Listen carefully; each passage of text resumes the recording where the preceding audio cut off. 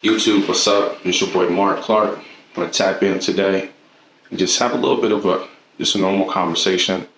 I'm outside, but this is kind of like my safe haven, my space, and just want to share a bit of a personal story through my own journey of a life in hopes that you find somebody that resonates with you and it empowers you. All right, so on today, I want to talk about how the journey of healing isn't a linear one. I think when we think about what healing is, what it looks like, what that process kind of looks like, I think for me, um, I didn't come from a two-parent household.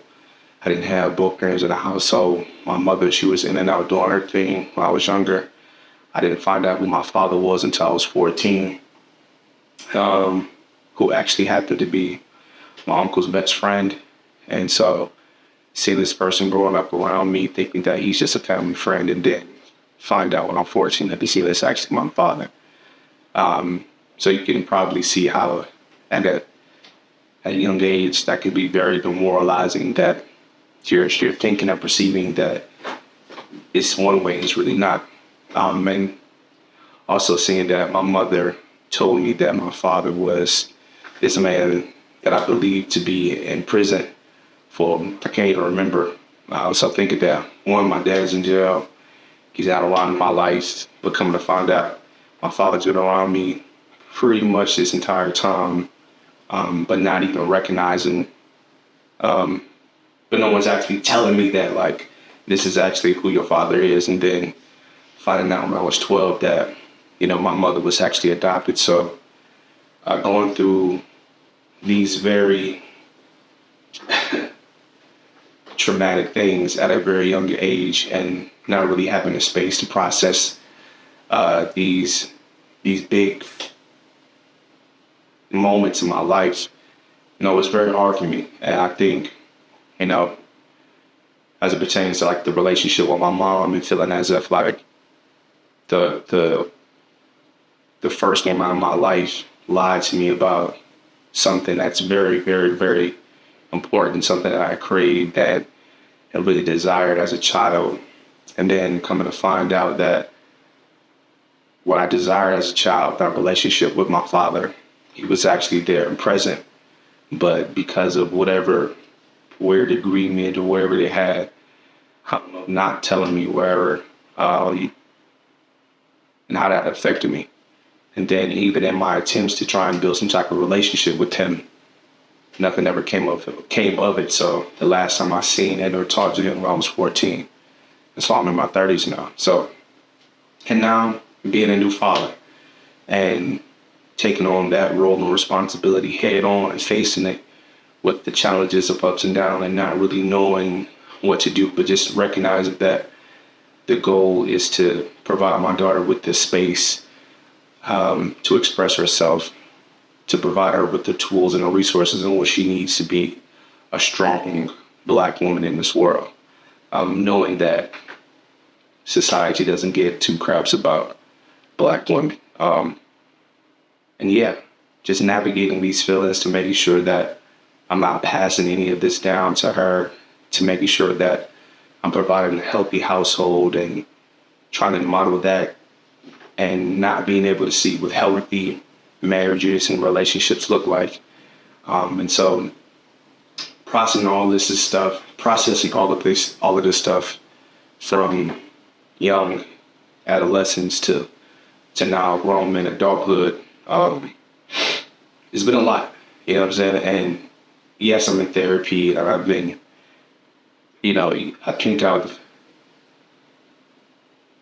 I think we think that the journey of healing is just linear. My mother did call me one day and, apologize for not being present as much as she needed to be in those during those very important years of my life. And so that was like the first opportunity which allowed me to start healing, to start being able to be okay with the feelings that I was feeling during that time. But yeah, all that, man, just to say, like, wherever you are in general, whatever you've been enduring, wherever you've endured, to in your current lives, you know, I think it's easy to come on these platforms and try to give people 5 steps to heal your life and find purpose, and it's not linear at all. Sometimes they're very niche and specific to the individual, to the person, to the people. So whatever it is that you may endure, whatever it is that you're going through, it's important to first recognize it. And when I say recognize it, I'm not telling you to sit and wallow in it, even if it is justified. Could I choose to be mad at my mom now? Yeah, but that's not the case. She's married. She's in a happy and healthy relationship from what I know. And, I advocate for that. I support that. I appreciate that. Now to be able to see that, for her to have a relationship with my daughter is more important than me being angry, about something that I wasn't in control of. And I think even in having empathy for her now in adulthood, it's a thing of like, she was a child herself. Did she have all the answers? Did she know everything? Did she do everything right? No.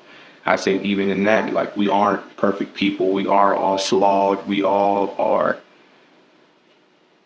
human, and I think even in that, we all deserve grace, and so I think that's the biggest thing that I'm learning. It's like, I have no heaven or hell to put anyone in. Do I think it was right? No, for sure not.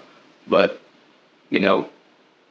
God also gives his toughest battles to his strongest soldiers. So clearly God wanted me to go through and endure that, and which I have and which I've done. And I'm not sure if anyone else is going through any of something like that. I hope not. But whatever your situation may be or whatever it may look like, I'm just praying for you. And again, like, the path isn't linear to healing. Seek conversation, seek people that you resonate with. Seek understanding. And I think the biggest thing to do is getting a word. You know what I'm saying? Getting a word. Surround yourself with people that's not going to perpetuate those negative emotions. You don't want to put yourself in a predicament and in situations that are constantly perpetuating the negativity. You know what I'm saying? So you gotta understand that, like, environment is super important. And if you may be in a situation where you're growing up in the hood and the environment may feel destitute and you feel like there's no way out, man, like, trust me, it is. You know what I'm saying? And I think my grandmother raised me, and so I think the biggest blessing that I've acquired from her was, like, she spent time trying to show me something, trying to show me the world outside of just, like, the four corners of where we was growing up at in Miami. And so I think I'm more grateful for those lessons, because in retrospect, we don't get to a place of, like, here without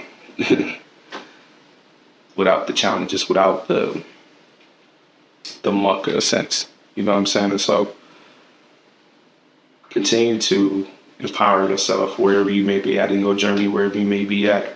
Do your best to surround yourself with people that are going to help you elevate outside of your block, your corner, wherever you may be at. And then seek to have some type of community around you that is going to deploy love, that's going to deploy wisdom, that's going to deploy faith, that's going to deploy light into you. And so, you aren't flawed. You are perfectly and wonderfully made. You know what I'm saying? Even when your situation and your environments may not reflect that. You know what I'm saying? And so, yeah, man, my name is Mark Clark. I just want to send you love wherever you may be out on your journey, and wherever this finds, man, I'm praying for you. I'm sending you love. And, if you like the content, feel free to share it. If you like the content, tap in. And, let me know down in the comments if there's a topic or something else you want me to expound on, or if you have any questions for me. I'm here as a means of empowering the community. And so I just want to send you love, send you love, send you love. For sure.